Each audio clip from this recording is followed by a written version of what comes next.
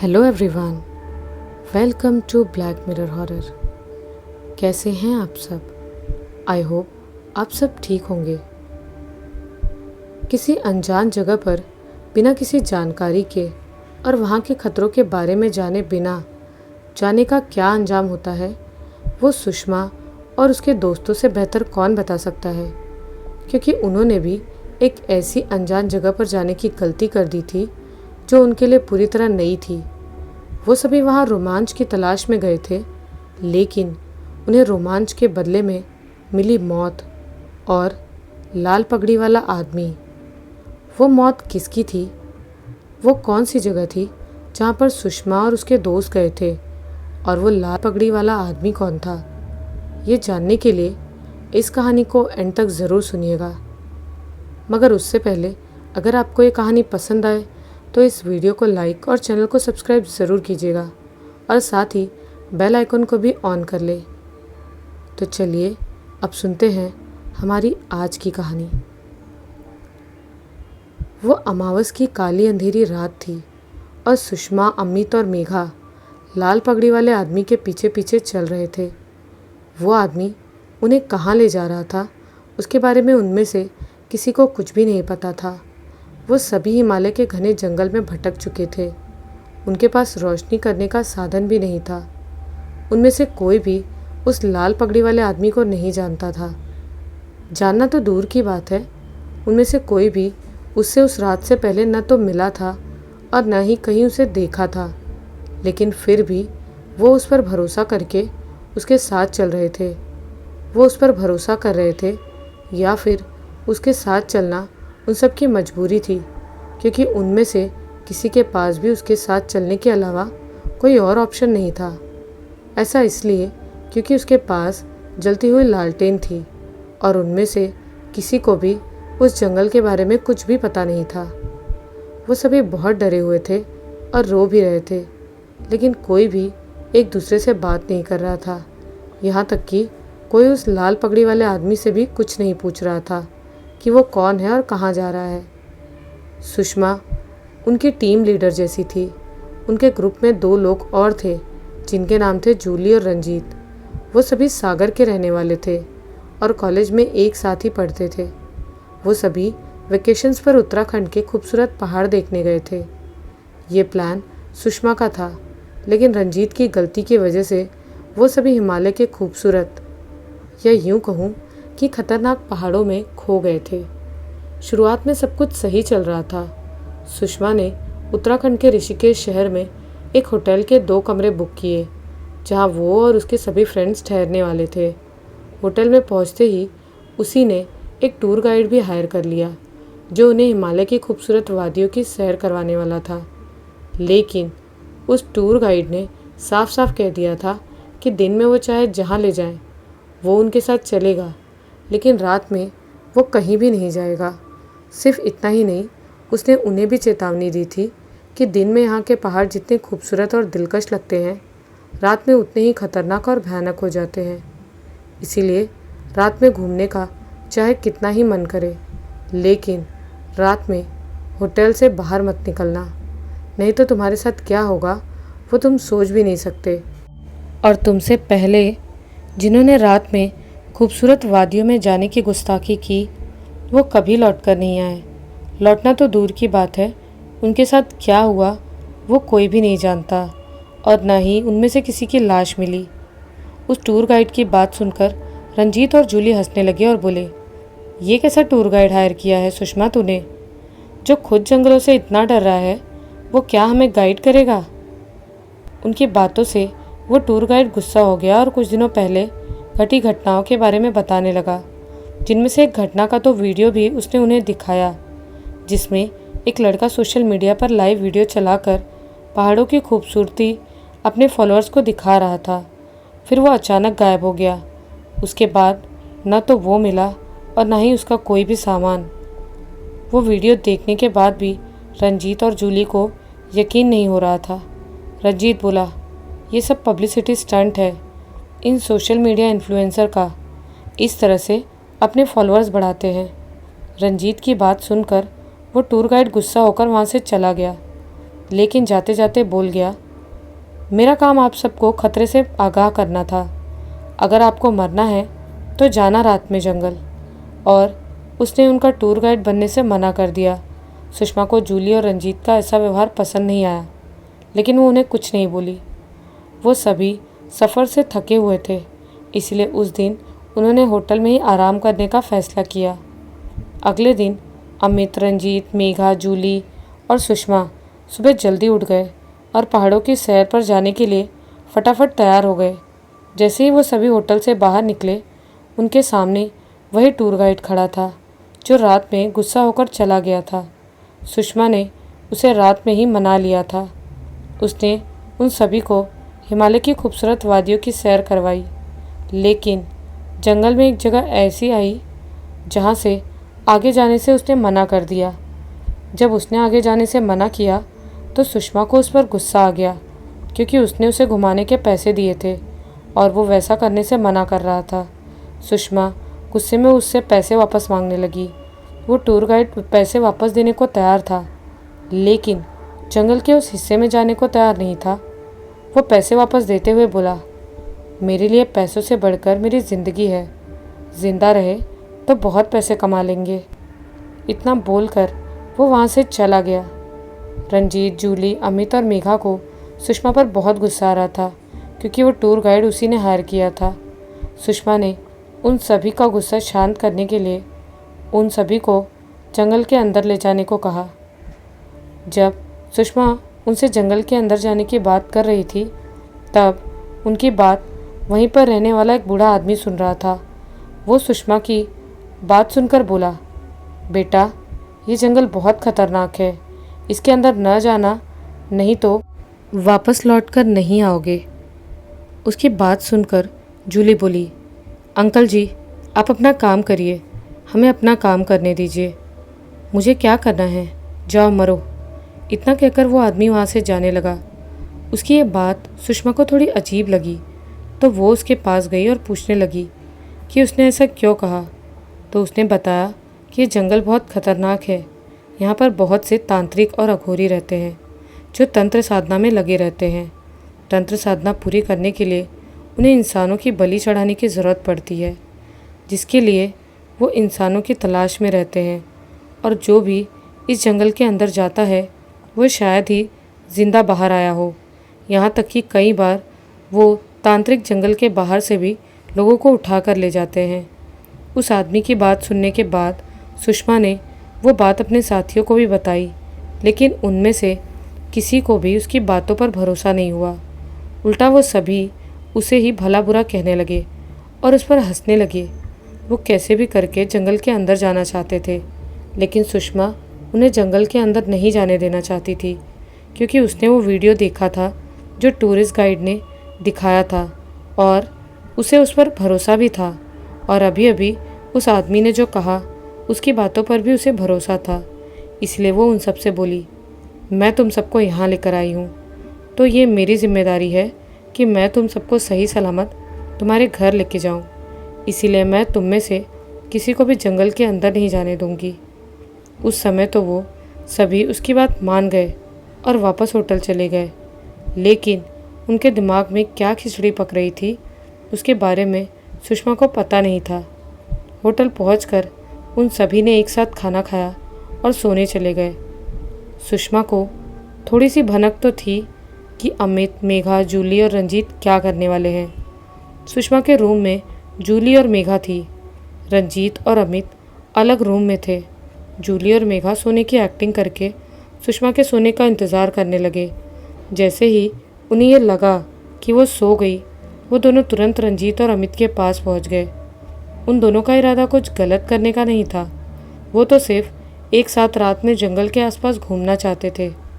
उन्हें पता था कि सुषमा उन्हें रात में ऐसा नहीं करने देगी, इसलिए वो लोग सुषमा को बिना बताए ही निकल पड़े। वो काली अमावस की रात थी, लेकिन उन्हें डर नहीं लग रहा था, बल्कि उन्हें जंगल घूमने का रोमांच महसूस हो रहा था। जब वो सभी होटल से बाहर निकल रहे थे, तब उन्हें होटल के वॉचमैन ने बाहर जाने से मना किया था, लेकिन उन्होंने उसकी बात भी नहीं मानी।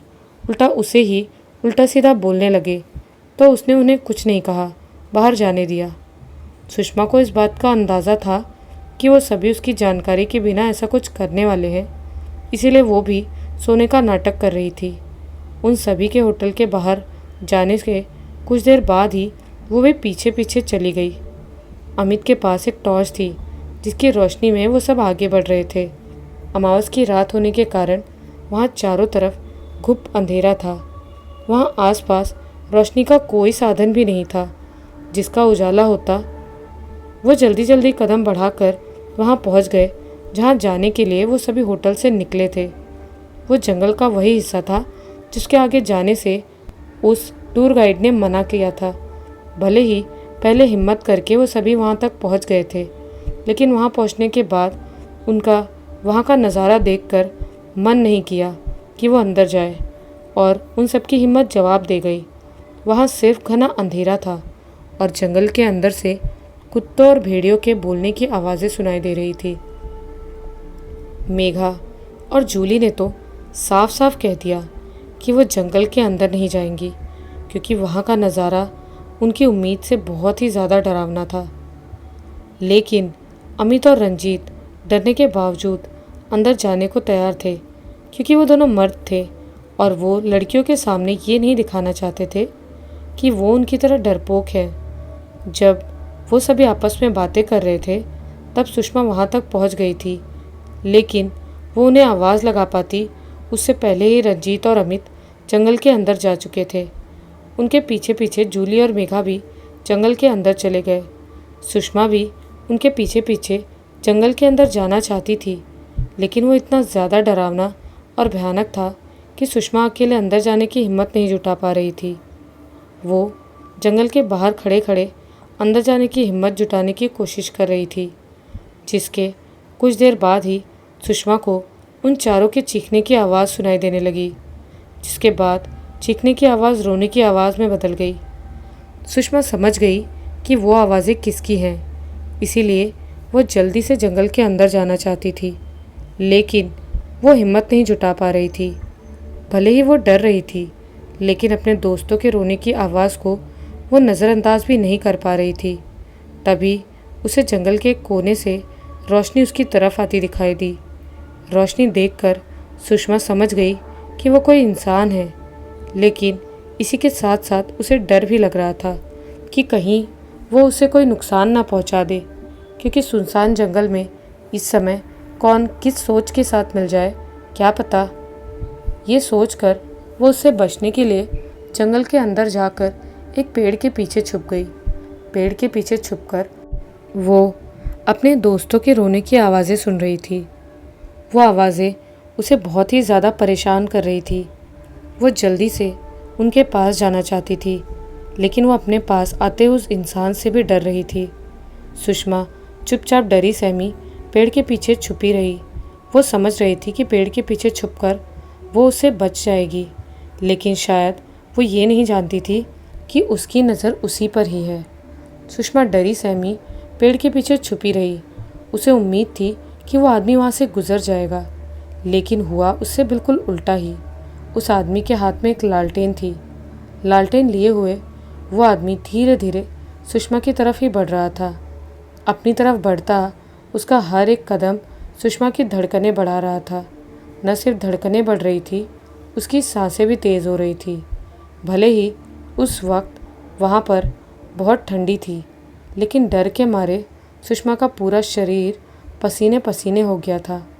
जैसे जैसे वो रोशनी सुषमा की तरफ बढ़ रही थी, वैसे वैसे उसकी घबराहट और डर में बढ़ रहा था, जिस वजह से उसने अपनी दोनों आंखें बंद कर ली थी। वो इतना डर गई थी कि उसने अपने दोस्तों के बारे में सोचना बंद करके खुद की जान बचाने के बारे में सोच रही थी। लेकिन वो उस जगह से अनजान थी, जाती भी तो कहाँ जाती। वो इसीलिए भी डर रही थी क्योंकि उसे उस बूढ़े आदमी की वो बात याद थी जो उसने जंगल में रहने वाले अघोरियों के बारे में बताई थी कि इस जंगल में अघोरी रहते हैं। वो अपनी तंत्र साधना के लिए लोगों की बलि देते हैं। उस समय उसके दिमाग में न जाने कितनी बातें चल रही थी। उस समय सुषमा को कुछ समझ नहीं आ रहा था कि वो अपनी जान बचाने के लिए क्या करे, लेकिन उसे अपनी जान तो बचानी ही थी।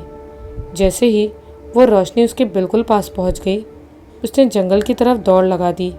वो कुछ कदम ही भागी थी कि उसका पैर एक गड्ढे में पड़ गया और वो गिर गई, क्योंकि उसे अंधेरे में कुछ भी दिखाई नहीं दे रहा था। गड्ढे में पैर पड़ने की वजह से उसके पैर में मोच आ गई थी, जिस वजह से वो चाह कर भी उठ नहीं पा रही थी। सुषमा से अपने पैर का दर्द बर्दाश्त नहीं हो रहा था, लेकिन वो अपना पैर पकड़कर खुद पर काबू करने की कोशिश कर रही थी। उसे बहुत ज़ोर से रोना आ रहा था, लेकिन वो जैसे तैसे खुद को रोने से रोके हुए थी। उस समय अपना डर भूल गई थी, लेकिन जैसे ही उसे वो रोशनी दिखी, वो फिर से डर गई। लेकिन वो अब उससे दूर जाने के लिए कुछ भी नहीं कर सकती थी। वो चुपचाप वहीं पड़ी रही और उस रोशनी को धीरे धीरे अपनी तरफ आता हुआ देख रही थी। वो रोशनी जैसे ही सुषमा के पास आई तो उसने देखा कि रोशनी लिया हुआ लगभग 50 से 60 साल का बूढ़ा आदमी है। उसके हाथ में एक बहुत पुरानी सी लालटेन है। उसने बिल्कुल सफ़ेद कुर्ता और पजामा पहना हुआ है और उसने बहुत बड़ी लाल पगड़ी बांधी हुई है। लाल पगड़ी वाला वो आदमी आकर उसके पास खड़ा हो गया। मुझे छोड़ दो, मुझे कुछ मत करो, मैं यहाँ अपने दोस्तों को ढूंढती हुई आ गई हूँ। उस आदमी को देखकर सुषमा उसे छोड़ने की गुहार लगाने लगी। लाल पगड़ी वाले उस आदमी ने उसकी बात का कोई जवाब नहीं दिया। वो ऐसे रिएक्ट कर रहा था जैसे उसने कुछ सुना ही नहीं। उसने अपने हाथ में पकड़ी हुई लालटेन सुषमा के पास रखी और वहीं पास में ही बैठ गया। जैसे ही वो आदमी सुषमा के पास बैठा, उसकी डर के मारे चीख निकल गई। उसकी चीख का भी उस पर कोई असर नहीं हुआ। उस लाल पगड़ी वाले आदमी ने उसका पैर पकड़ा और ज़ोर से एक झटका मारा। उसके ऐसा करने से सुषमा को बहुत दर्द हुआ, जिस वजह से वो इस बार पिछली बार से भी तेज़ी से चीखी। चीख सुनकर इस बार भी वो शांत रहा और लालटेन उठाकर खड़ा हो गया और बोला, अब तुम्हें दर्द नहीं होगा, अब तुम्हारा पैर बिल्कुल ठीक है। सुषमा उस समय इतना डरी हुई थी कि उसने उसकी बात पर ध्यान ही नहीं दिया। उस समय उसकी दोनों आंखें बंद थी, लेकिन जैसे ही उसे महसूस हुआ कि उसके पैर का दर्द अब पूरी तरह गायब हो गया है, तो उसने अपनी आंखें खोलकर उसकी तरफ देखा। तो उसने फिर वही कहा जो पहले कहा था। इस बार उसकी बात सुनकर सुषमा हिम्मत करके खड़ी हो गई। तुम इतनी रात में इस जंगल में क्या कर रही हो? तुम्हें किसी ने बताया नहीं ये जंगल कितना खतरनाक है? यहाँ तुम्हारी जान भी जा सकती है। लाल पगड़ी वाले उस आदमी ने कहा। मैं यहाँ अपने दोस्तों को ढूंढने आई हूँ, वो यहाँ गलती से आ गए हैं, सुषमा ने डरते हुए कहा। मैंने उनकी चीखें सुनी थी, शायद वो 4 लोग हैं, लेकिन उनमें से तुम्हारा एक दोस्त। गहरी सांस लेते हुए बोला। क्या हुआ मेरे दोस्त को? सुषमा ने घबराते हुए पूछा। जब वो दोनों बातें कर रहे थे तब भी उन्हें रोने की आवाज़ें सुनाई दे रही थी। ये सब बातें बाद में कर लेंगे, पहले तुम्हारे दोस्तों को ढूंढते हैं, लाल पगड़ी वाला वो आदमी बोला। सुषमा न चाहते हुए भी उसकी बात मानने को मजबूर थी, क्योंकि वो उस जंगल के बारे में कुछ भी नहीं जानती थी और उसके पास रोशनी करने का कुछ साधन भी नहीं था, जो कि उस आदमी के पास था, उसकी जलती हुई लालटेन। इसीलिए वो उसके पीछे पीछे चलने लगी। रोने की आवाज़ जिस तरफ से आ रही थी, वो लाल पगड़ी वाला आदमी उसी तरफ धीरे धीरे चलने लगा। लेकिन चलते हुए उसने सुषमा को एक चेतावनी भी दी कि चाहे कुछ भी हो जाए, पीछे मुड़कर मत देखना। चाहे कोई भी चीखे या चिल्लाए या तुम्हारे कपड़े पकड़े, लेकिन तुम चुपचाप चलती रहना। तुम्हें ऐसा भी लगेगा कि कोई तुमसे बात करने की कोशिश कर रहा है, लेकिन अगर तुम अपनी जान की रक्षा करना चाहती हो तो तुम चुपचाप मेरे साथ चलती रहना, किसी भी बात का जवाब मत देना। कुछ देर तक उस लाल पगड़ी वाले आदमी के पीछे पीछे चलते हुए वो अपने दोस्तों तक पहुंच ही गई। वो लोग एक गहरी खाई के पास ही बैठे हुए थे, लेकिन वहाँ पर जूली और रंजीत नहीं थे। सिर्फ मेघा और अमित एक दूसरे को गले लगाए ज़मीन में बेसुध पड़े हुए रो रहे थे। उन्हें देखकर सुषमा उन दोनों के पास गई और उन्हें शांत करने की कोशिश करने लगी, लेकिन उस समय वो इतना ज़्यादा घबराए हुए थे कि उन्हें होश ही नहीं था कि उनके सामने कौन है। बहुत देर तक रोने की वजह से उन दोनों के गले पूरी तरह से सूख चुके थे। ये बात वो लाल पगड़ी वाला आदमी समझ चुका था, इसीलिए उसने अपने पास से उन्हें पानी दिया पीने को। वो पानी पीने के बाद वो थोड़ा शांत हुए, जिसके बाद सुषमा ने उनसे जूली और रंजीत के बारे में पूछा। उनका नाम सुनते ही वो दोनों फिर से रोने लगे। रोते हुए मेघा ने खाई की तरफ इशारा करके बताया कि रंजीत खाई में गिर गया है, और जंगल के अंदर जाती हुई पगडंडी को इशारा करते हुए बताया कि जूली को कुछ लोग उठाकर उस तरफ ले गए हैं। रंजीत के बारे में सुनकर सुषमा को मेघा की बातों पर पहले तो यकीन ही नहीं हुआ, तो उसने दोबारा से मेघा से उसके बारे में पूछा। जब उसने फिर से वही बात दोहराई तो वो भी रोने लगी और रोते हुए बोली, मैंने तुम्हें समझाया था कि जंगल में नहीं जाना, लेकिन तुम लोगों में से किसी ने भी मेरी बात नहीं मानी। अब मैं रंजीत के घर वालों को क्या जवाब दूंगी? मैं ही उसे अपने साथ इस ट्रिप पर लेकर आई थी, और जूली को कौन कहाँ ले गया उसे कैसे ढूंढूं? इस गहरी खाई में गिरकर आज तक कोई भी नहीं बचा। अब उसकी लाश को जंगली जानवर खाएंगे और उसकी हड्डियाँ मिट्टी में मिल जाएगी। लेकिन तुम्हारी दोस्त कहाँ है वो मैं जानता हूँ। अगर तुम उसे बचाना चाहते हो तो मेरे साथ चलो, क्योंकि उसके पास वक्त नहीं है। सुबह होने से पहले उसकी बलि चढ़ा दी जाएगी। उन सब की बात सुन के वो लाल पगड़ी वाला आदमी बोला। वो सभी उस समय इतना ज़्यादा डरे और घबराए हुए थे कि वो समझ नहीं पा रहे थे कि क्या करें, क्योंकि वो अपने दो दोस्तों को खो चुके थे, जिनमें से एक की वापस आने की उम्मीद थी जो वो आदमी उन्हें दे रहा था। सुषमा को उस लाल पगड़ी वाले आदमी की बात सुनकर समझ आ गया कि वो उस समय क्या बात कर रहा था। तभी उसे शक हुआ कि इस आदमी को रंजीत के बारे में कैसे पता चला। कहीं ये कोई अघोरी तो नहीं जो हमें अपने साथ ले जाकर हमारी बलि देना चाहता हो? भले ही सुषमा को उस लाल पगड़ी वाले आदमी पर शक हो रहा था, लेकिन उसने अघोरियों के बारे में पढ़ा हुआ था। वो उस लाल पगड़ी वाले आदमी जैसे कपड़े कभी नहीं पहनते थे। इसीलिए उस पर शक होने के बावजूद भी सुषमा ने सोचा कि उसके एक दोस्त को पहले ही उसने खो दिया है। अगर एक दोस्त को बचाने का मौका मिल रहा है तो उसे ज़रूर बचाना चाहिए, क्योंकि वो अब एक और दोस्त को नहीं खोना चाहती थी, क्योंकि वो उसकी भी मौत की जिम्मेदार नहीं बनना चाहती थी। सुषमा ने बिना देर किए उस लाल पगड़ी वाले आदमी की बात मान ली और उसके साथ जूली को ढूंढने के लिए जाने को तैयार हो गई।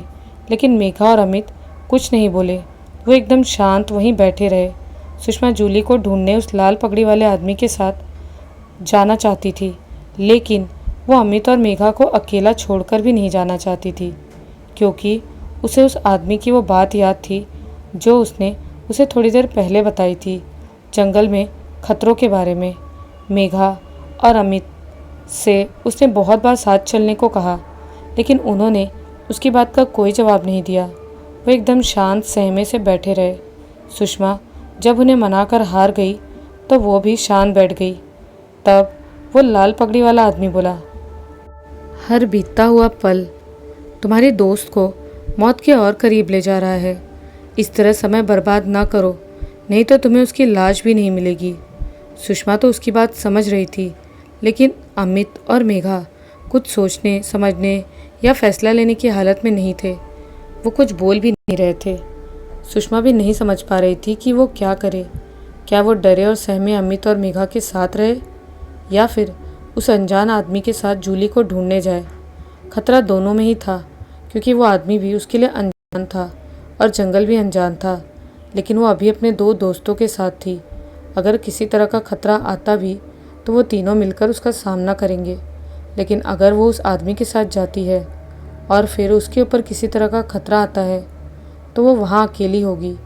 और क्या पता वो आदमी सच में उनकी मदद करना चाहता है या फिर वो उन्हें अपने जाल में फंसा रहा है। ये सोचकर सुषमा भी उन दोनों के साथ रुकने के बारे में सोचने लगती है। कुछ देर तक वहीं खड़ा रहने के बाद वो लाल पगड़ी वाला आदमी बोला, ठीक है, मैं जा रहा हूँ, लेकिन एक बात याद रखना, जिस तरह तुम्हारा दोस्त उस लड़की का पीछा करते हुए खाई में गिर गया, वैसी गलती तुम मत करना, नहीं तो तुम्हारा भी अंजाम वही होगा जो उसका हुआ। जैसे ही वो लड़की के बारे में बोला, वैसे ही अमित चौंक कर खड़ा हो गया और उससे पूछा कि उसे उस लड़की के बारे में कैसे पता। लाल पगड़ी वाले आदमी ने उसकी बात का जवाब देते हुए कहा, मैं इस जंगल में बहुत सालों से रह रहा हूँ, इसीलिए मुझे जंगल के सभी खतरों के बारे में पता है। मैं न सिर्फ जंगल के खतरों के बारे में जानता हूँ, बल्कि उन खतरों से बचने के तरीकों के बारे में भी जानता हूँ। इसीलिए अगर तुम अपने दोस्त की जान बचाना चाहते हो तो मेरी बात मानो और मेरे साथ चलो। और हाँ, अगर तुम सभी जल्दी जंगल से बाहर ना निकले तो तुम सब भी सुबह का सूरज शायद ही देख पाओ। तो अगर तुम अपनी और अपने उस साथी की जान बचाना चाहते हो तो मेरी बात मानो और मेरे साथ चलो। वो समझ नहीं पा रहे थे कि क्या करें, लेकिन मेघा ने कहा, कहीं ऐसा तो नहीं वो लड़की तुम्हारी ही जान पहचान की थी और तुम्ही ने उसे भेजा था। वो लड़की कौन है ये मैं जानता हूँ, लेकिन मेरी उससे कोई जान पहचान नहीं है। वो लड़की जिंदा नहीं है, बल्कि एक भटकती हुई आत्मा है जो आज से कई साल पहले इसी जंगल में भटक गई थी और खाई में गिरकर मर गई थी। तब से वो इस जंगल में भटके हुए लोगों को भटकाकर उन्हें खाई में गिराकर मार रही है। लाल पगड़ी वाले आदमी ने उन सबको जो कुछ भी बताया था, उसके बाद उन सभी के पास उसकी बात मानने के अलावा और कोई चारा नहीं था। इसलिए वो सभी उसकी बात मानकर उसके साथ चलने लगे। हाथ में जलती हुई लालटेन लिए वो आगे आगे चल रहा था और वो सभी उसके पीछे पीछे चल रहे थे।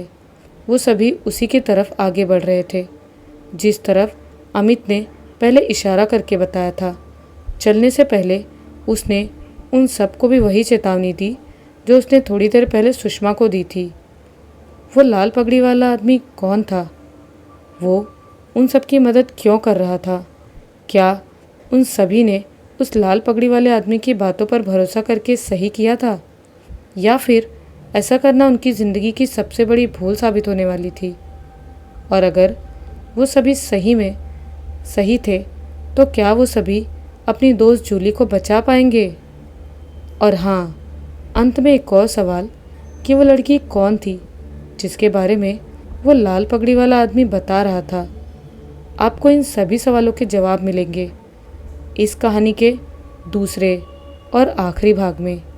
आज की वीडियो में बस इतना ही। यहाँ तक आपको कहानी कैसी लगी हमें कमेंट्स में ज़रूर बताइएगा, और कहानी पसंद आ रही हो तो इस वीडियो को ज़्यादा से ज़्यादा शेयर भी कीजिएगा। मिलती हूँ बहुत जल्द इस कहानी के दूसरे और आखिरी भाग के साथ। तब तक के लिए बाय एंड टेक केयर।